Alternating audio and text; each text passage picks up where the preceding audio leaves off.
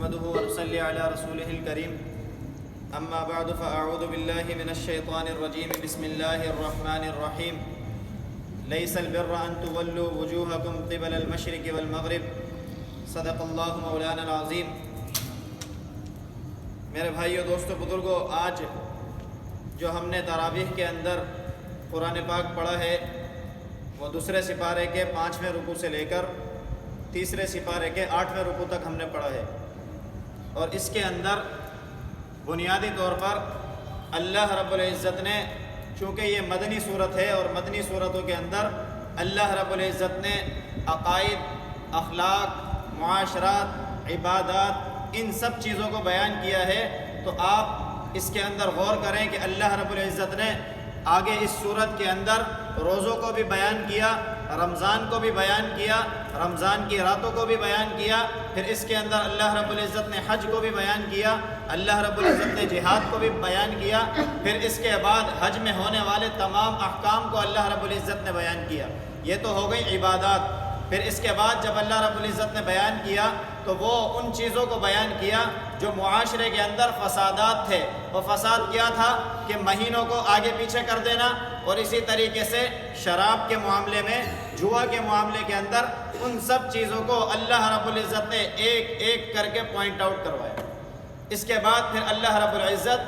عورتوں کے مسائل کو بھی بیان کرنے والے ہیں۔ ان لوگوں کے لیے اس میں بڑی نصیحت ہے جو میرا جسم اور میری مرضی کے نعرے لگا رہے ہیں کہ اسلام عورتوں کو کیا حقوق دے رہا ہے۔ تو اللہ رب العزت نے اس رکوع کی ابتدا ہی عورتوں کے اس مسئلے سے کی جس میں یہود اور نصارہ افراط اور تفرید کا شکار تھے۔ پھر اس کے بعد اللہ رب العزت نے طلاق کے مسائل کو بیان کیا اور بڑا تفصیل سے بیان کیا، اور اس طلاق کے بعد اللہ رب العزت نے رضاعت کے مسئلے کو بیان کیا۔ رضاعت کے بعد اللہ رب العزت نے وہ واقعہ بیان کیا جو جالوت اور طالوت کے درمیان ہوا کہ وہ ایک موقع پر حق اور باطل کا معرکہ تھا، تو اس کو بھی اللہ رب العزت نے تفصیل سے بیان کیا۔ تو یہ دیکھیں، آپ نوٹ کرتے جائیں کہ کتنی چیزیں اللہ رب العزت نے اس سورہ بقرہ کے اندر بیان کی۔ جو ہمارے بنیادی 5 عقائد ہیں، کلمہ، نماز، زکوٰۃ، روزہ اور حج، اللہ نے ان 5 کو اس سورہ بقرہ کے اندر جمع فرمایا۔ اور سورہ بقرہ بنیادی طور پر ان لوگوں پر رد ہے جو یہود سے تعلق رکھنے والے تھے، جو اپنے اندر الٹی سیدھی باتیں کیا کرتے تھے اور اسلامی احکامات کو تبدیل کیا کرتے تھے۔ اب جو کل ایک بات رہ گئی تھی کہ صفا اور مروہ یہ اللہ رب العزت نے اسلام کے شعائر میں سے بنائے، تو اس کے بارے میں اللہ رب العزت نے فرمایا ان الصفا والمروہ من شعائر اللہ۔ یہ صفا اور مروہ یہ کوئی بت پرستی نہیں ہے۔ اس وقت ہوا یہ تھا کہ کفار کہ ان لوگوں کے بت جو تھے ایک صفا پر رکھا ہوا تھا، ایک مروہ پر رکھا ہوا تھا۔ تو جو صحابہ ایمان لے کر آئے تو وہ صفا اور مروہ کے درمیان سعی نہیں کیا کرتے تھے، طواف تو کرتے تھے لیکن سعی کرنے سے کتراتے تھے کہ کہیں ہم اس معبودان باطلہ کی عبادت کے اندر شمار نہ ہو جائیں۔ تو نبی علیہ الصلوۃ والسلام نے اس گمان کو ختم کیا اور فرمایا کہ یہ اللہ کے شعار ہیں، اب یہ بت اس جگہ سے اٹھا دیے گئے ہیں، البتہ یہ اسلامی شعار ہیں، ان کے اوپر تم اللہ کے حکم کے مطابق دوڑو۔ پھر اس کے بعد جو مسئلہ بیان کیا گیا وَإِنَّمَا حَرَّمَ عَلَيْكُمُ الْمَيْتَةَ وَالدَّمَ، اللہ رب العزت یہاں پر وہ چیزیں بیان کر رہے ہیں جو اللہ کی طرف سے حرام کردہ ہیں۔ چونکہ یہود اور نصارہ کے اندر عادت پائی جاتی تھی کہ وہ اپنی طرف سے کچھ حرام کر دیا اور اپنی طرف سے حلال کر دیا، تو اللہ نے فرمایا کہ تمام کی تمام پاکیزہ چیزیں تمہارے اوپر حلال ہیں اور ان کو کھاؤ پیو اور اللہ کا شکر ادا کرو اور اللہ ہی کی عبادت کرو۔ پھر اللہ نے فرمایا کہ تمہارے اوپر جو حرام ہے وہ میتہ ہے، حرام جانور جو مر گیا ہو، اپنی موت آپ مرا ہو تو وہ تم پر حرام ہے، البتہ کسی نے شکار کیا ہو یا تیر وغیرہ لگا ہو تو وہ حلال ہے مر جانے کے بعد بھی۔ اسی طرح بہتے ہوئے جب ذبح کیا جانور کو، جو خون اس سے نکل رہا ہے وہ بہتا ہوا خون بھی حرام ہے۔ اور اسی طرح وہ جانور جو غیر اللہ کے نام پر پالا جائے اور غیر اللہ کے نام پر ذبح کر دیا جائے وہ اصلاً حرام ہے۔ وما اہل لغیر اللہ بھی، جس طریقے سے آج جانور پال لیے جاتے ہیں اور کہتے ہیں کہ فلاں وقت اس کو ذبح کرنا ہے، فلاں کے نام پر ذبح کرنا ہے، تو ایسا جانور جو غیر اللہ کے نام پر پالا گیا اور غیر اللہ کے نام پر ذبح کر دیا گیا، ایسا کھانا پینا جائز نہیں ہے۔ اور اب جو بات ہم نے آج جو پڑھی تھی لیس البر ان تولوا وجوہکم، یہاں سے اللہ رب العزت ان لوگوں پر رد فرما رہے ہیں جو تحویل قبلہ کے مسئلے کے اوپر ہنسی مذاق کیا کر رہے تھے، کہہ رہے تھے کہ تمہارا رب کیا ہے کہ تم کل اس طرف رک کر نماز پڑھ رہے تھے، آج تم نے یہاں رک کر لیا ہے۔ تو نبی علیہ الصلوۃ والسلام کی طرف اللہ نے وحی کی کہ لیس البر ان تولوا وجوہکم قبل المشرق والمغرب، یہ مشرق بھی اللہ کی ہے، یہ مغرب بھی اللہ کی ہے، حکم اللہ کا چلے گا، اللہ کے حکم کے آگے سجدہ ریز ہونا ہے، اللہ کے حکم کے آگے سر تسلیم خم کرنا ہے، کسی اور کے حکم کی یہاں پر مجال نہیں ہے کہ اس کے حکم کی وجہ سے یا اس کے استہزاء کی وجہ سے ہم رخ اپنا تبدیل کر لیں۔ اس کے بعد اللہ رب العزت نے قصاص کے مسئلے کو بیان فرمایا کہ تمہارے درمیان اگر کوئی ناحق قتل کر دے، اب وہ چاہے کوئی بادشاہ ہو، کوئی جابر ہو، کوئی حاکم ہو، کچھ بھی ہو، مالی اعتبار سے کتنا ہی بلند کیوں نہ ہو، اگر اس نے کسی غریب کو بھی قتل کیا ہے تو اس غریب کے ورثاء کو حق حاصل ہے کہ وہ اپنے قصاص کا مطالبہ کریں اور حاکم وقت ان کو قصاص دلوائیں۔ اسی طریقے سے اگر وہ چاہیں تو معاف بھی کر سکتے ہیں، یہ اللہ کی طرف سے ان پر عنایت ہے، چاہیں تو معاف کر دیں، اگر معاف نہیں کرتے اور دیت لینا چاہتے ہیں تو یہ بھی ان کے لیے جائز ہے، اور اللہ کی طرف سے اجازت ہے کہ وہ اپنے مقتول کے بدلے میں ان سے دیت لے لیں۔ اس کے بعد کتب علیکم اذا حضر احدکم الموت، اللہ رب العزت نے اس آیت مبارکہ کو لا کر یہ بات بتائی ہے کہ آپ میں سے کسی کے اوپر موت کا وقت قریب آ جائے اور اس کے پاس مال اور دولت پیچھے موجود ہے اور اس کو یہ خدشہ ہے کہ میرے بعد یہ مال اور دولت صحیح طریقے سے تقسیم نہیں کی جائے گی، تو اللہ فرماتے ہیں حقاً علی المتقین، متقین پر جو اللہ کا خوف رکھنے والے ہیں ان پر لازم ہے کہ وہ اپنی وصیت لکھ کر رکھ دیں اور اس کی موت کے بعد نافذ کرنی چاہیے کہ یہ وصیت اس طریقے سے نافذ ہو۔ پھر اس کے درمیان اگر کوئی رد و بدل کرتا ہے سن لینے کے بعد اور جان لینے کے بعد تو اس کے اوپر اس کا گناہ ہے، اور اگر کوئی اصلاح کی غرض سے اس طرح کرتا ہے کہ بھائی اس کو یہ مال دے دیا جائے، مثال کے طور پر اگر یتیم بچے اس کے ہیں تو پھر ان کو اگر بچپنے میں مال دے دیا جائے، لوگ لوٹ کر ان سے لے کر چلے جائیں گے، تو اس نیت سے اگر کوئی مال کو روک لیتا ہے تو اس کے اوپر کوئی گناہ نہیں۔ اس کے بعد اللہ رب العزت نے رمضان المبارک کے مہینے کی طرف اشارہ فرمایا کہ تم پر روزے فرض کیے گئے، اور روزوں کا فرض کرنے کا مقصد یہ ہے کہ تمہارے درمیان اللہ کا خوف پیدا ہو جائے۔ جس طریقے سے تم روزے کے اندر ایک قطرہ پانی کا جو وضو کرنے کے لیے تم کلی اپنے منہ میں لیتے ہو، وہ چلو بھر پانی پورا کا پورا باہر نکال دیتے ہو اور ایک قطرہ بھی اپنے حلق سے نیچے نہیں اتارتے، صرف اور صرف اللہ کے خوف کی وجہ سے، تو یہ اللہ کا خوف سکھانے کے لیے ہی رمضان المبارک کا مہینہ اور روزے آئے ہیں کہ ہم اللہ کا خوف اپنی زندگیوں میں بھی لے کر آ جائیں، کہ سود کی حرمت کو حرمت سمجھیں کہ سود حرام ہے، جھوٹ بولنا حرام ہے، غیبت کرنا حرام ہے، اسی طریقے سے اور بددیانتیاں کرنا، رشوت لینا دینا، جو جو معاملات ہیں یہ سارے کے سارے معاملات کے اندر اللہ رب العزت کا خوف رکھتے ہوئے معاملات میں زندگی گزاریں۔ پھر اس کے بعد رمضان کی راتوں کے اندر اللہ رب العزت نے اس زعم باطل کو رد فرمایا کہ پہلے روزوں کے اندر یہ ہوا کرتا تھا کہ جب تک آنکھ نہ لگ جائے تو تب تک آپ کے اوپر روزہ شروع نہیں ہوا، اور آپ اس وقت اپنی عورت سے بھی مل سکتے ہیں اور جو معاملات کرنا چاہیں وہ آپ کر سکتے ہیں، کھا پی بھی سکتے ہیں۔ لیکن لوگوں نے اس میں بددیانتی کرنا شروع کی کہ وہ رات کو سو بھی جاتے اور اٹھنے کے بعد فوراً سے مباشرت کر لیا کرتے، تو اللہ رب العزت نے ایک وقت مقرر فرما دیا احل لکم لیلۃ الصیام الرفث الی نسائکم، اپنی عورتوں سے رات کے وقت میں جماع کر سکتے ہو، البتہ یہ کہ صبح صادق تک تمہیں اجازت ہے، کھاؤ پیو اور جو چاہے کرو، لیکن اس کے بعد تمہیں اس میں کوئی اجازت نہیں ہے، کوئی رد و بدل کرنے کی گنجائش موجود نہیں۔ پھر یسألونک عن الاہلہ، یہاں سے ایک مسئلہ بیان کیا گیا کہ لوگ کفار مکہ نبی علیہ الصلوۃ والسلام سے چاند کی تاریخوں کے بارے میں پوچھا کرتے تھے کہ یہ کیا معاملہ ہے، تو اللہ رب العزت نے اس کا جواب دیا قل ہی مواقیت للناس والحج، یہ اللہ رب العزت سے مقرر کردہ وقت ہے جو تمہارے درمیان روزوں کے آنے کی خبر دیتا ہے، اسی طریقے سے حج کے ایام کی خبر دیتا ہے، اور جو جو معاملات تم ان تاریخ کے حساب سے کرتے ہو، لین دین کا معاملہ کرتے ہو، تو یہ تاریخیں اپنے درمیان مقرر کر لینا، یہ اللہ رب العزت نے اس چاند کو اس لیے مقرر فرما دیا۔ اس کے بعد اللہ رب العزت ایک عظیم فریضے کی طرف ہماری توجہ دلانا چاہتے ہیں، وہ ہے جہاد۔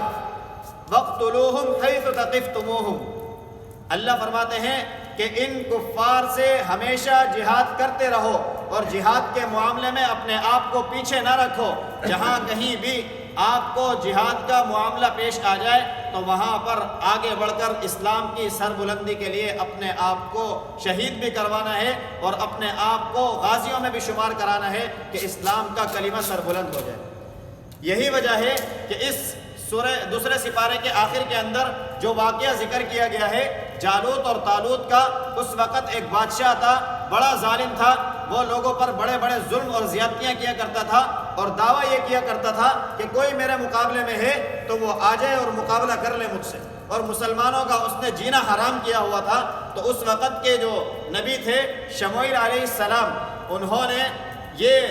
ارادہ کیا کہ اس سے مقابلہ کرنا چاہیے اور جہاد اس کے خلاف کرنا چاہیے۔ تو انہوں نے لوگوں کو جمع کیا اور لوگوں سے پوچھا، تو انہوں نے کہا کہ ہمارے لیے ایک بادشاہ مقرر کر دیں، ایک حاکم مقرر کر دیں۔ تو اس وقت شموئیل علیہ السلام نے ایک بادشاہ مقرر کرنا چاہا، اس کا نام تھا طالوت۔ وہ اللہ کی طرف سے مقرر کردہ ایک بادشاہ تھے کہ شموئیل علیہ السلام کی طرف اللہ نے وحی القا کی کہ آپ ان کو بادشاہ بنا دیں، لیکن لوگوں نے وہی بنی اسرائیل تھے تو انہوں نے سوال کرنا شروع کر دیے کہ کس طریقے سے آپ ایک شخص کو اٹھا کر ہمارا حاکم بنا دیتے ہیں، اس کے پاس کیا نشانی ہے اور کیا علامت ہے کہ آپ اس کو ہمارا بادشاہ بناتے ہیں۔ تو پھر جو ایک نشانی چلی آ رہی تھی اللہ رب العزت کی طرف سے، وہ موسیٰ علیہ السلام کے تبرکات کا ایک صندوق تھا، فیہ سکینۃ من ربکم، کہ وہ تابوت اس کو وہ اللہ کی نشانی شمار کیا کرتے تھے، اور یہ جالوت اس صندوق کو غصب کر کر اپنے پاس لے گیا تھا۔ تو انہوں نے دعویٰ کیا کہ بھائی اگر اس کے پاس کوئی نشانی اللہ کی طرف سے ہوگی تو ہم اس کو بادشاہ اور حاکم تصور کریں گے، وگرنہ نہیں کریں گے۔ تو پھر اللہ رب العزت نے ایک ترتیب بنائی کہ اس جالوت کے کسی علاقے کے اندر وہاں طاعون کی بیماری پھیلی، اس نے اس صندوق کو بچانے کی غرض سے کہ یہ تبرکات میں سے ہے، 2 بیلوں کے سپرد کیا، پیچھے گاڑی لگا کر وہ صندوق اس میں باندھ دیا اور ان کو ہٹا دیا کہ اب جہاں یہ چلے جائیں گی اللہ حفاظت کرنے والے ہیں اس کی۔ تو پھر اللہ رب العزت نے ایک ترتیب ایسی بنائی کہ فرشتوں کو اس گاڑی کے پیچھے لگایا اور وہ ہگاتے ہوئے اس کو طالوت کے گھر پر لے آئے، اور طالوت نے اس صندوق کو اپنے پاس لے لیا، اور جب لوگ دیکھنے کے لیے آئے کہ بھائی اللہ کی کیا نشانی ہے، تو اس صندوق کو دیکھنے کے بعد وہ اس بات پر متفق ہو گئے کہ یہ اللہ کی طرف سے مقرر کردہ حاکم ہے۔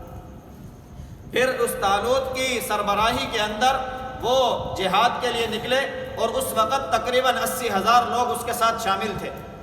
جس میں داؤد علیہ السلام، ان کے والد اور ان کے 6 بھائی بھی تھے۔ تو اس وقت جب یہ ہوا تو معاملہ یہ تھا کہ 80,000 لوگ اس جہاد کے اندر شامل ہوئے، لیکن 80,000 میں سے کتنے لوگ جہاد کے لیے قبول ہوئے؟ آپ اس بات کے اوپر غور کریں کہ جب اس وقت یہ کہا گیا کہ بھائی وَلَمَّا بَرَدُوا فَلَمَّا فَصَلَ طَالُوتُ بِالْجُنُودِ قَالَ إِنَّ اللَّهَ مُبْتَلِيكُم بِنَهَرٍ، اس طالوت نے فرمایا کہ بھائی اللہ رب العزت تمہیں ایک نہر کے درمیان مبتلا کریں گے کہ وہ نہر تو آئے گی لیکن پانی اس سے تم نے نہیں پینا، بلکہ اگر جس کو ضرورت ہو 1-2 چلو اس سے پی سکتا ہے، زیادہ پینے کی گنجائش نہیں ہے۔ اگر آپ لوگ زیادہ اس سے پانی پیو گے تو تم پھر جہاد کے قابل نہیں رہو گے۔ لیکن لوگوں نے زیادتی کی اور ان 80,000 میں سے تقریباً 313 ایسے تھے جنہوں نے پانی نہیں پیا اور جہاد کے لیے قبول ہوئے، باقی سارے کے سارے جہاد کے قابل نہ رہے اور پیٹ ان کا اتنا بھاری ہو گیا کہ جہاد کے لیے قدم نہیں اٹھ رہے تھے۔ تو یہ جہاد کے لیے اللہ رب العزت کی بڑی عنایت ہے، جن لوگوں کو قبول فرما لے۔ پھر کم من فیۃ قلیلۃ غلبت فیۃ کثیرۃ باذن اللہ، کہ اللہ رب العزت نے کتنے ہی کم لوگوں کو کتنے ہی زیادہ لوگوں پر ہمیشہ فوقیت دی۔ تو پھر اس وقت انہوں نے کہا کہ حضرت داؤد علیہ السلام کے والد سے کہ آپ اپنے 6 بیٹوں میں سے جو بڑے توانا ہیں، طاقتور ہیں، ان میں سے کسی ایک کو مقرر فرمائے کہ وہ اس جالوت کو جا کر قتل کرے۔ اور جالوت جب جلوہ افروز ہوا، باہر آیا اپنے دروازے سے، تو اس کی یہ حالت تھی کہ پورا کا پورا لوہے سے لدا ہوا تھا، اتنی زرہ اس نے پہنی ہوئی تھی، اس کی کوئی جگہ بھی خالی نہیں تھی سوائے آنکھوں کی۔ تو پھر جب داؤد علیہ السلام کے والد سے کہا گیا تو اس وقت داؤد علیہ السلام کو انہوں نے آگے نہیں کیا، بلکہ طالوت نے خود پوچھا کہ بھائی آپ کا یہ جو بیٹا ہے، کہا یہ تو کمزور ہے، تو انہوں نے کہا نہیں اس کو آگے کریں۔ اور داؤد علیہ السلام کو جو ہے رستے میں کنکریاں ملتی ہیں 3، وہ کنکریاں ان سے کہتی ہیں کہ آپ ہمیں اٹھا لیجئے اور یہ 3 کنکریاں جو ہیں یہ ہم اس جالوت کو قتل کریں گے۔ پھر انہوں نے اس کنکری کے ذریعے وہ غلیل کے ذریعے اس کی آنکھ پر ماری تو وہ اتنا بڑا لمبا تڑنگا جو تھا وہ زمین پر گرا، اور اس کو دیکھتے ہوئے ساری کی ساری جو اس کی رعایا تھی وہ بھاگ گئی اور رستہ انہوں نے لے لیا، اور سارے کے سارے مسلمانوں کو اللہ رب العزت نے غلبہ دیا۔ اس کے بعد جو مسئلہ بیان کیا گیا وہ شراب کی حرمت، کہ شراب کیا چیز ہے۔ تو ابتدائی دور کے اندر شراب حرام نہیں تھی، مسلمانوں کو چونکہ ایک بڑی ایسی عادت تھی کہ اس عادت کے اندر جو لگ جائے اچانک سے اس کو ہٹا دینا اور فوراً سے ہٹا دینا بڑا مشکل کام ہے۔ تو نبی علیہ الصلوۃ والسلام کے اوپر اللہ رب العزت کی طرف سے تدریجاً حکم نازل ہوئے کہ بھائی شراب کو نماز کی حالت میں نہیں پینا، یا نشے کی حالت میں نماز کے قریب نہیں آنا۔ پھر جب لوگوں نے سوال کیا یسألونک عن الخمر والمیسر، آپ سے یہ جوئے اور شراب کے بارے میں پوچھتے ہیں، تو نبی علیہ الصلوۃ والسلام نے کہا کہ ان کے فائدے تو ہیں لیکن نقصان بہت زیادہ ہیں، قل اصلاح لہم خیر۔ تو پھر اللہ رب العزت یہ چاہتے ہیں کہ اللہ رب العزت تمہارے درمیان اچھائی کا معاملہ کرے، تو یہ شراب کی عادت ترغیباً نبی علیہ الصلوۃ والسلام نے فرمایا کہ یہ ایسی چیز نہیں ہے جس کو پیا جائے، اس کے پی لینے کے بعد معاملات کم بنتے ہیں، بگڑتے زیادہ ہیں۔ پھر جو مسئلہ ذکر کیا گیا وہ حیض کا مسئلہ ذکر کیا گیا کہ اس کے اندر یہود اور نصارہ کے درمیان افراط اور تفریط پائی جاتی تھی۔ یہود کیا کیا کرتے تھے کہ وہ اپنی عورتوں کو کسی جنگل میں ایسے بیابان علاقے میں چھوڑ دیا کرتے تھے کہ بھائی اب گندگی کے اندر نحوست کے اندر یہ آ گئی ہیں، ان کو گھر سے نکال دو۔ اور اسی طرح نصارہ یہ کیا کرتے تھے کہ وہ اس حیض کی حالت میں بھی اپنی عورتوں کے ساتھ ہم بستری کیا کرتے تھے۔ تو نبی علیہ الصلوۃ والسلام پر اللہ رب العزت نے وحی نازل فرمائی، قل هو اذى فاعتزلوا النساء في المحيض، یہ ایک گندگی ہے، جراثیم ہے، اگر تم یہ اس وقت اختیار کرو گے تو تمہارے اوپر بیماریاں اور مصیبت کا اندیشہ ہے، جس کی وجہ سے تم بیماریوں میں مبتلا ہو جاؤ گے، اس سے دور رہو، باقی اور وقت میں تمہارے لیے یہ حلال ہے۔ اس کے بعد ایلا کا مسئلہ ذکر کیا گیا، للذین یؤلون من نسائہم تربص 4 اشہر، کہ کوئی شخص یہ نیت کر لے کہ میں اپنی بیوی کے قریب نہیں جاؤں گا 4 مہینے تک۔ اب اگر 4 مہینے کے درمیان وہ اپنی بیوی کے پاس نہیں گیا تو اس کی بیوی مغلظہ ہو جائے گی اور اس کو طلاق ہو جائے گی، اور پھر ان کے درمیان کوئی تعلق باقی نہیں رہے گا۔ اگر وہ اس درمیان رجوع کر لیتا ہے تو وہ اس کا نکاح اور عقد نکاح باقی رہے گا۔ اس کے بعد اللہ رب العزت نے طلاق کے مسائل بیان کیے کہ طلاق کے مسائل، انسان کے پاس 2 اختیار موجود ہیں کہ اب طلاق مرتان، کہ 2 مرتبہ تم دے کر اپنی اہلیہ سے رجوع کر سکتے ہو۔ اگر 2 مرتبہ کے بعد تیسری مرتبہ تم نے یہ لفظ استعمال کیا اور اس اختیار کو استعمال کیا تو پھر تمہارے درمیان مکمل جدائی ہو جائے گی، پھر کوئی اور رستہ موجود نہیں ہے۔ البتہ جو حلالے کی صورت ہمارے معاشرے کے اندر رائج ہے وہ ایسی صورت ہے کہ لعن اللہ المحلل والمحلل لہ، کہ اللہ رب العزت نے حلالہ کرنے والے اور حلالہ جس کے لیے کیا جا رہا ہے دونوں کے اوپر لعنت کی ہے۔ کہ جیسے آج ہمارے معاشرے کے اندر جس شخص نے طلاق دی ہوتی ہے وہ اور اس کی سابقہ اہلیہ کسی ایک فلاں بندے سے عہد کر وہ نکاح کروا دیتے ہیں اور وقت مقررہ پر اس سے طلاق دلوا کر پھر سے رجوع کر لیتے ہیں، تو یہ رجوع تو ہو جاتا ہے، البتہ اللہ رب العزت کی لعنت ان دونوں پر برستی رہتی ہے۔ رجوع تو اس وقت بھی ہو سکتا ہے جب زنا کر وہ عورت آ جائے پھر پہلے شوہر کے پاس جا سکتی ہے، لیکن صورت جو اختیار کرنی ہے وہ یہ کہ اللہ رب العزت نے جب ان کے درمیان جدائی ہو گئی، اب اس عورت نے اپنی زندگی گزارنے کے لیے ویسے ہی کسی اور شخص سے نکاح کیا اور اس سے بھی معاملات نہ بن پائے، پھر اس نے بھی اس کو اگر چھوڑ دیا تو پھر اگر چاہے تو پہلے شوہر کے پاس یہ جا سکتی ہے۔ یہ اس لیے اللہ رب العزت نے کیا کہ اگر کوئی عورت ہر بندے سے طلاق ہوتی رہے اور پھر اس کے بستی کے اندر یا علاقے کے اندر یا اس کے ارد گرد مثال کے طور پر 10 لوگ ہیں، اب اگر وہ 10 کے 10 اس کو چھوڑ دیتے ہیں تو پھر 11واں شخص اس کے پاس موجود نہیں ہے۔ اس لیے اللہ رب العزت نے یہ دستور قائم کیا کہ پہلے والے کے بعد دوسرے سے نکاح کرنے کے بعد وہ پہلے والا عام شخص کی طرح ہو جاتا ہے اور اس سے بھی نکاح کر سکتی ہے۔ اس کے بعد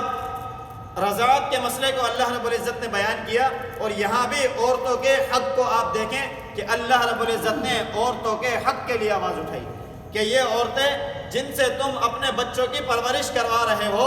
ان کا ذمہ تمہارے اوپر ہے کہ جب تک اب اگر تم نے اگرچہ طلاق دے دی ہے پھر بھی اس کی ماں کا حق ہے کہ یہ ماں اس بچے کو دودھ پلائے۔ آج ساری دنیا کہتی ہے کہ ماں کے دودھ کے اندر بچے کے لیے شفا اور طاقت ہے، لیکن اللہ رب العزت نے دیکھیں کب کس وقت کہا، اور اللہ رب العزت حق بھی دلوا رہے ہیں کہ اگرچہ تم اپنی بیوی کو چھوڑ چکے ہو، وہ تمہارا معاملہ ایک طرف ہے، لیکن چونکہ یہ اس کی والدہ ہے، جنم دینے والی یہ ہے، دنیا میں لانے والی یہ ہے، تو اس کا زیادہ حق ہے کہ یہ اپنے بچے کی پرورش کرے، حولین کاملین، 2 سال تک اپنے بچے کو دودھ پلائے۔ اور اب اگر وہ عورت اس شخص سے جس کا یہ بیٹا ہے اجرت لینا چاہتی ہے کہ مجھے آپ اس کو دودھ پلانے کے پیسے دو، تو شریعت کہتی ہے کہ آپ پیسے دینے کے جواز میں ہو کہ آپ اس کو پوری تنخواہ مقرر کرو۔ تو یہ اللہ رب العزت کی طرف سے عورتوں کے حق کے لیے بات ہے کہ عورتوں کو ایسے ہی بیکار میں کسی کی خدمت کے لیے نہیں لگائے۔ پھر اس کے بعد والذین یتوفون منکم ویذرون ازواجا، کہ جو لوگ جن کی بیویاں، جن کے شوہر رخصت ہو جاتے ہیں اس دنیا سے، اور اسی طرح وہ لوگ جو طلاق دے دیتے ہیں، تو طلاق والوں کی عورتوں کی عدت 3 حیض ہے، اور جو لوگ اس دنیا سے چلے جاتے ہیں تو ان کی عورتوں کے لیے 4 مہینے 10 دن ہیں۔ اور اس کے بعد وہ عورتیں، ان کے لیے اللہ رب العزت ایک قانون بتا رہے ہیں کہ ان کو پیغام نکاح کب بھیجنا ہے۔ جن عورتوں کو طلاق ہو جاتی ہے تو عدت کے دوران ان کو پیغام نکاح بھیجنے کی شریعت کی طرف سے اجازت نہیں ہے، البتہ کوئی شخص اشارتاً اس کو کہے کوئی بھی بات ایسی جس سے وہ سمجھ جائے کہ یہ مجھ سے نکاح کرنا چاہتا ہے، یہ اجازت ہے۔ بظاہر اور صراحتاً لفظی طور پر کہہ دینا کہ میں آپ سے نکاح کرنا چاہتا ہوں، شریعت کی طرف سے عدت میں اس چیز کی اجازت نہیں۔ پھر اس کے بعد جو میں نے واقعہ آپ کے سامنے ذکر کیا تھا وہ ہے کہ طالوت اور جالوت والا، اس سے پہلے ایک قوم کے اوپر اللہ رب العزت کی طرف سے طاعون کی بیماری آئی۔ اچھا، اس سورہ بقرہ کے اندر بنیادی طور پر 5 واقعات ایسے ذکر کیے گئے جن کے اندر موت کے بعد دوبارہ زندہ کیا گیا، وہ اسی لیے کہ بنی اسرائیل کا ایک گروہ موت کے بعد کی زندگی کا انکار کرنے والا تھا۔ تو پھر اس بستی کی طرف جب نبی علیہ السلام کا گزر ہوا تو وہ سارے کے سارے مرے ہوئے تھے۔ جب پوچھا تو معلوم ہوا کہ ان کے اوپر ایسے ایسے وبا آئی تھی اور یہ سارے کے سارے اس وبا کی وجہ سے مر گئے۔ پھر تیسرے سپارے کی ابتدا کے اندر اللہ رب العزت اولو العزم پیغمبر کا ذکر کر رہے ہیں کہ جن میں سے بعض کو اللہ نے ہم کلامی کا شرف دیا، بعض کو اللہ رب العزت نے اپنے خلیل اور دوست ہونے کا شرف دیا، اور بعض میں سے نبی علیہ السلام ایسی شخصیت ہیں کہ اللہ رب العزت کے ساتھ بظاہر ملاقات کا بھی نبی علیہ السلام کو شرف دیا۔ پھر اس کے بعد آیت الکرسی جو کہ اسماء الحسنہ میں سے بھی ہے اور ان اسماء میں سے بھی ہے جن کو فضیلت حاصل ہے کہ اگر ان کا واسطہ دے کر اللہ رب العزت سے دعا کی جائے تو اللہ رب العزت قبول فرما لیتے ہیں۔ اس آیت الکرسی کے اندر تقریباً 17 مرتبہ اللہ رب العزت کا نام اشارتاً اور کنایتاً اور صراحتاً آیا ہے۔ پھر اس کے بعد نمرود کا جو ابراہیم علیہ السلام کے ساتھ مکالمہ ہوا، جو مباحثہ ہوا، جو مناظرہ ہوا، اس کو اللہ رب العزت نے ذکر فرمایا کہ الم تر الی الذی حاج ابراہیم فی ربہ، کہ ابراہیم سے اس نے محاجہ کیا، مکالمہ کیا، مباحثہ کیا اس بات پر کہ میں دنیا کے اندر معبود اور رب ہوں۔ تو ابراہیم علیہ السلام نے کہا میرا رب تو وہ ہے جو اس دنیا کے اندر موت بھی دیتا ہے اور زندگی بھی دیتا ہے، تم کیا کرتے ہو؟ تو اس نے پاگل بیوقوف نے کیا کیا کہ اپنے قیدیوں میں سے 2 کو بلایا۔ ایک قیدی وہ تھا جس کو آزادی کا مقدمہ اس کا شروع ہو گیا تھا، یعنی اس کو آزادی ہو گئی تھی، تو اس کو بلا کر اس نے قتل کر دیا اور کہا کہ دیکھو میں موت دینے والا ہوں۔ اور جس شخص کے اوپر سزائے موت تھی اس کو بلا کر کہا کہ میں تمہیں آزاد کرتا ہوں، اور کہنے لگا کہ میں دیکھو زندہ بھی کر دیا اور موت بھی دے دی۔ تو ابراہیم علیہ السلام چونکہ نبی تھے، ان کو سمجھ آ گئی کہ اس کی عقل کسی کام کی نہیں ہے، یہ بے شعور قسم کا بادشاہ ہے۔ تو انہوں نے اس کو ایسا دعویٰ کیا جس سے وہ لاجواب ہو گیا، کہا کہ میرا رب تو وہ ہے جو مشرق سے سورج کو نکالتا ہے، اگر تو رب ہونے کا دعویٰ کرتا ہے تو مغرب سے نکال کر دکھا۔ پھر جب اس کے پاس کوئی جواب نہیں رہا تو اس نے کہا کہ اس کو آگ میں ڈالو۔ آج بھی دنیا کے اندر وہ لوگ جن کے پاس کوئی دلیل نہیں ہوتی اور دلیل والوں سے بات کر رہے ہوتے ہیں، جب دلیل اور کوئی ان کے پاس بات کرنے کے لیے الفاظ موجود نہیں ہوتے تو کہتے ہیں ان کو جیلوں میں ڈالو اور فلاں فلاں کے معاملات کرو۔ یہ جابر قسم کے حکمرانوں کی اللہ رب العزت نے ایک صورت بیان کر دی۔ پھر اس کے بعد عزیر علیہ السلام کا قصہ ذکر کیا کہ اللہ رب العزت نے عزیر علیہ السلام کو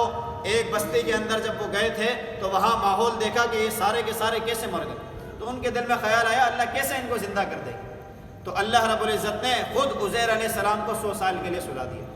ان کے ساتھ جو گدھا تھا وہ بھی 100 سال کے لیے جب مر گیا اور ختم ہو گیا، ہڈیاں بوسیدہ ہو گئی، اور ان کے ساتھ جو کھانا موجود تھا اللہ نے 100 سال تک اس کھانے کو تازہ رکھا، لم یتسنہ، وہ کھانا باسی نہیں ہوا۔ پھر جب جیسے عزیر علیہ السلام اٹھے اور دیکھا تو کہیں قریب میں گدھا نظر نہیں آیا، اور روٹی کو دیکھا تو وہ تازہ نظر آ رہی تھی۔ اور کم لبث، جب انہوں نے دیکھا کہ میں کتنی دیر، تھوڑی دیر، یہ آدھا دن کے لیے میں شاید آرام کے لیے لیٹا ہوں، تو اللہ نے بتایا کہ تم 100 عام، تم 100 سال کے لیے سو گئے تھے، اور یہ دیکھو کہ تمہارا کھانا بھی تازہ ہے، اور تم اپنے گدھے کی طرف دیکھو تو وہ اس کی ہڈیاں بھی بوسیدہ ہو گئی ہیں۔ پھر عزیر علیہ السلام کے سامنے اللہ نے ان کے گدھے کی ہڈیوں کو حکم دیا، اور وہ ہڈیاں جو ہے وہ ڈھانچے کی صورت میں کھڑی ہو گئیں۔ پھر اللہ نے ان کے اوپر گوشت چڑھایا، پھر عزیر علیہ السلام کو بتایا کہ دیکھو ہم ایسے زندہ کریں۔ اس کے بعد ابراہیم علیہ السلام کے ایسے ہی دل میں بھی یہ بات آئی کہ اللہ کیسے کسی چیز کو دوبارہ زندگی دے سکتے ہیں، تو اللہ رب العزت نے ابراہیم علیہ السلام سے پوچھا وَلَمْ تُؤْمِنْ، کیا تمہیں ایمان نہیں ہے، یقین نہیں ہے؟ کہا میرے کو ایمان تو ہے، لیکن اپنے دل کی تسلی کے لیے اسے دیکھنا چاہتا ہوں۔ تو اللہ نے کہا کہ تم 4 قسم کے پرندے، جس میں سے باز، عقاب، چیل اور اسی طریقے سے کوا وغیرہ، یہ 4 قسم کے پرندے، ان کو لو اور مختلف پہاڑوں، ان کو ذبح کرنے کے بعد ان کا گوشت کر کے مختلف پہاڑوں پر ان کو جا کر رکھ دو، اور ان کو جب تم اپنے پاس لے آؤ گے، اپنے سے مانوس کر لو گے، اس کے بعد جب تم ان کو ذبح کرو گے اور جب تم ان کو بلاؤ گے کہ آ جاؤ، تو وہ سارے کے سارے دیکھنا کیسے تمہاری طرف دوڑ کر چلے آئیں گے۔ تو جب ابراہیم علیہ السلام نے ایسے ہی کیا، ان 4 قسم کے پرندوں کو اپنے پاس کچھ دن رکھا، پھر ذبح کرنے کے بعد مختلف پہاڑوں پر ان کا گوشت رکھ دیا، اور جب ان کو بلایا کہ فلاں فلاں فلاں آ جائیں، تو وہ سارے کے سارا گوشت اٹھا اور پر اٹھے، اور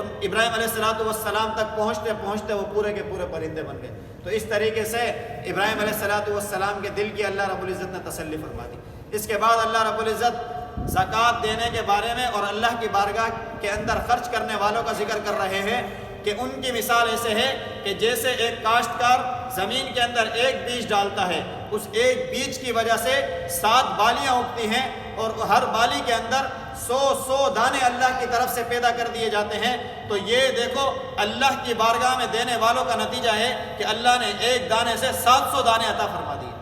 تو اللہ کی بارگاہ میں جو خرچ کرتا ہے اللہ رب العزت اس کو اسی طرح دے دیتے ہیں، اور جو کوئی اللہ کی رضا کے علاوہ خرچ کرے گا تو اس کی مثال ایسے ہے جیسے کہ چٹیل میدان اور پہاڑ کے اوپر جس پر مٹی کی تہ جمی ہوئی ہو، وہاں پر اپنا دانہ ڈالے اور اللہ کی طرف سے ایک بارش کا جھونکا آئے اور ساری کی ساری مٹی اور دانے کو بہا کر لے جائے۔ تو اللہ کے علاوہ ان راہوں میں خرچ کرنا جو اللہ کو پسند نہیں ہے، وہ ایسے ہی ہے جیسے پہاڑ کے اوپر دانہ ہوا۔ پھر اس کے بعد کون سا مال اللہ کی راہ میں خرچ کرنا چاہیے، تو اللہ نے بتایا کہ یا ایھا الذین آمنوا انفقوا من طیبات، کہ جو تمہارے پاس پاکیزہ ترین مال ہے اس کو اللہ کی راہ میں خرچ کرو، اور اللہ کی راہ میں جو تم اپنے لیے پسند کرتے ہو اس کو اللہ کی راہ میں خرچ کرو۔ وہ مال اللہ کی راہ میں خرچ نہ کرو جب وہ تمہیں دیا جائے تم آنکھیں ادھر پھیرو اور ادھر پھیرو، اس طریقے کا طرز نہ اپناؤ کہ اللہ کی بارگاہ کے اندر ردی قسم کا مال خرچ کرو۔ پھر حرمت سود کے اوپر اللہ رب العزت نے پورا رکوع قائم کیا کہ اللہ رب العزت نے فرمایا کہ الذین یأکلون الربا لا یقومون الا کما یقوم الذی یتخبطہ الشیطان من المس، کہ یہ سود خور ان کی مثال ایسے ہے کہ جیسے ایک شخص کو شیطان اچک لیتا ہے اور پکڑ لیتا ہے، تو وہ جب اٹھتا ہے تو ایسا غم زدہ اور ایسا ہوتا ہے جیسے اس کے اوپر کسی نے جادو کر دیا ہو۔ تو ایسے ہی یہ سود خور دنیا میں بھی رہتے ہیں، اور جب قبر سے کل قیامت کے دن ان کو اٹھایا جائے گا تو ان کی شکلیں بھی ایسی ہوں گی۔ اور سود کا کم سے کم گناہ یہ ہے کہ اپنی ماں سے زنا کرنا۔ تو آپ یہ دیکھیں کہ حرمت سود کے حوالے سے آج ملک پاکستان میں بھی اس کے خلاف آواز اٹھانے کی بڑی اشد ضرورت ہے کہ ہم مسلمان ملک میں ہوتے ہوئے اس سود کی حرمت سے پیچھے ہٹ رہے ہیں، اور یہ ہمارے معاشرے کے اندر نافذ ہوا ہے، اور ہم اس کو کھا بھی رہے ہیں، تنخواہوں کی صورت میں لے بھی رہے ہیں، اور اس کی حماقت اور اس کی جو وبال ہے اس میں ہم شریک ہوتے جا رہے ہیں۔ اور اس سود کے اوپر جو وعید اللہ کی طرف سے بیان کی گئی وہ کسی اور گناہ کے اوپر نہیں کی گئی۔ اللہ رب العزت فرماتے ہیں کہ سود لینے والے ایسے ہیں کہ وہ اپنے رسول سے اور اللہ سے اعلان جنگ کر رہے ہیں۔ تو مجھے بتائیں اللہ اور اس کے رسول سے کوئی اعلان جنگ کرنے کے بعد کامیاب ہو سکتا ہے؟ تو لین دین وہ کرے جس کے اندر اللہ رب العزت نے اجازت دی ہو. یمحق اللہ الربا ویربی الصدقات. اللہ فرماتے ہیں جو تم سود دیتے ہو یہ تمہیں بظاہر نظر آ رہا ہے کہ 10,000 کی جگہ 20,000 مل رہے ہیں، لیکن اللہ کی نظر میں یہ بڑھ نہیں رہے. اور جو زکوٰۃ تم دیتے ہو 1 لاکھ میں سے 2,500 نکال کر وہ تمہیں بظاہر لگتا ہے کہ تمہارا مال کم ہو گیا، لیکن اللہ رب العزت اس کو بڑھا دیتا ہے. پھر اس کے بعد اس سورت کا اور اس قرآن کا سب سے بڑا رکوع، سب سے بڑی آیت اللہ رب العزت نے نازل فرمائی یا ایھا الذین آمنوا اذا تداینتم، کہ اللہ نے لین دین کرنے کے معاملات لوگوں کو سکھائے کہ اگر تم لوگوں کے ساتھ سفر کے درمیان معاملات کر رہے ہو تو 2 گواہ بنا لو، اور اگر تم ایسی جگہ پر کسی بیٹھ کر معاملات کر رہے ہو تو اس کو لکھ کر دستاویزات بنا لو اور لین دین کی تاریخ مقرر کر لو کہ اس کے اندر تم سے کوئی اچک اور کوئی زیادتی اور کمی نہ ہو جائے. تو اس کے اندر بڑی احتیاط کا معاملہ کریں. اللہ رب العزت نے سب سے بڑی آیت اس کے اوپر نازل فرمائی.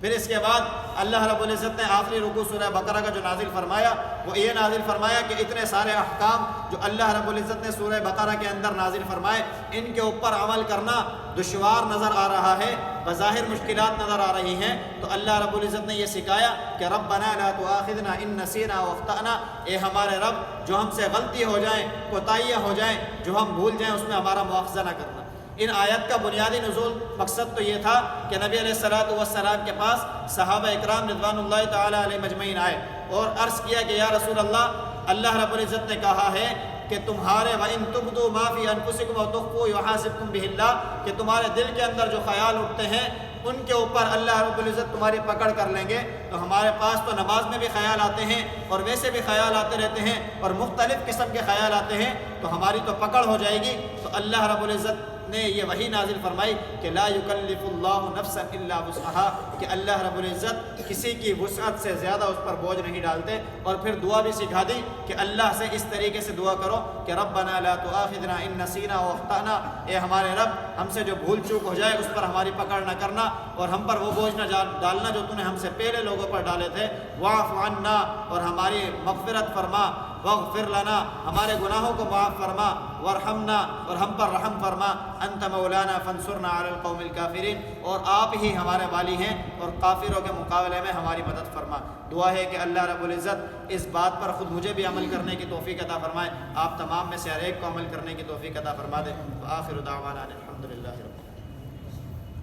الحمدللہ رب العالمین والعاقبۃ للمتقین والصلاة والسلام علی سید الانبیاء والمرسلین. اللہم انت السلام و منک السلام تبارک یا ذا الجلال والاکرام.